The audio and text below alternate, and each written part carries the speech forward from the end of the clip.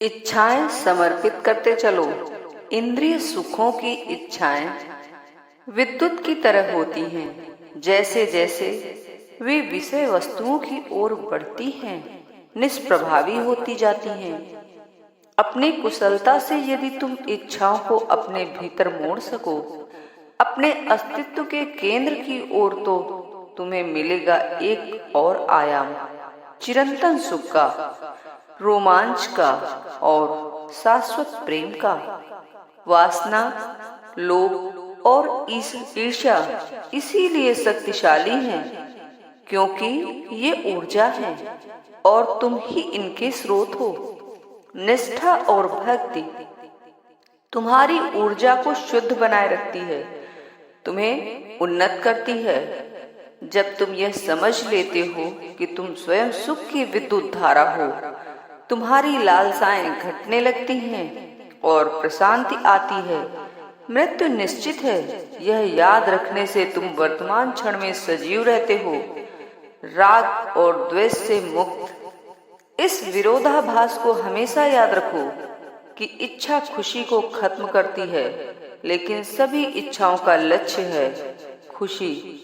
जब भी जीवन में खुशी गायब होने लगे, अपने भीतर गहराई में झांक कर देखो, तुम पाओगे कि यह इच्छा के कारण हो रहा है।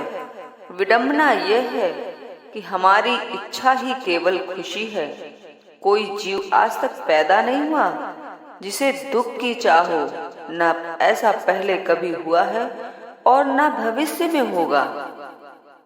जब तुम्हारा छोटा मन इधर उधर भागते भागते थक जाता है, तब वह इस निष्कर्ष पर पहुंचता है कि मेरी इच्छाओं ने मेरी खुशी छीन ली। आखिर इच्छा कैसे पैदा होती है?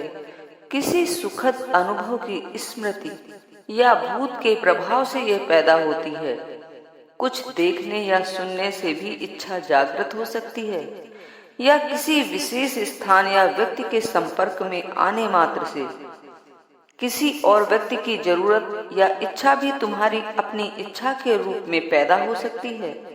मान लो कि कोई भूखा है, तो तुम्हें उसे खिलाने की इच्छा हो सकती है, या कोई तुमसे बात करना चाहता हो तो तुम्हारी भी उससे बात करने की इच्छा हो सकती है। कभी कभी नियत या कोई घटना जिसमें तुम्हें भाग लेना है, तुम में इच्छा जागृत करती है, मगर तुम अपने कृत्यों का कारण नहीं जानते। उदाहरण के लिए, क्यूबेक के एक सज्जन ने कनाडा में 30 वर्ष तक सड़क बनाने का काम किया।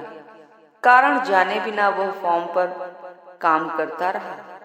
उस स्थान पर हमारा मॉन्ट्रियल आश्रम बनना नियत द्वारा तय था, और उसके द्वारा बनाई सड़कें आज हमारे काम आ रही हैं। अपनी जीवन यात्रा में इच्छाओं को पकड़कर मत रखो, उन्हें समर्पित करते चले जाओ।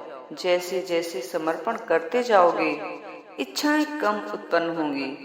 दुर्भाग्यशाली हैं वे जो सदा कामना करते रहते हैं, उनकी कामनाएं पूरी नहीं होती। सौभाग्यवान हैं वे जिनमें इच्छा उत्पन्न ही नहीं होती, क्योंकि वे जागृत होने से पहले ही तृप्त हो जाते हैं। इसीलिए इच्छाएं समर्पित करते चलो। धन्यवाद।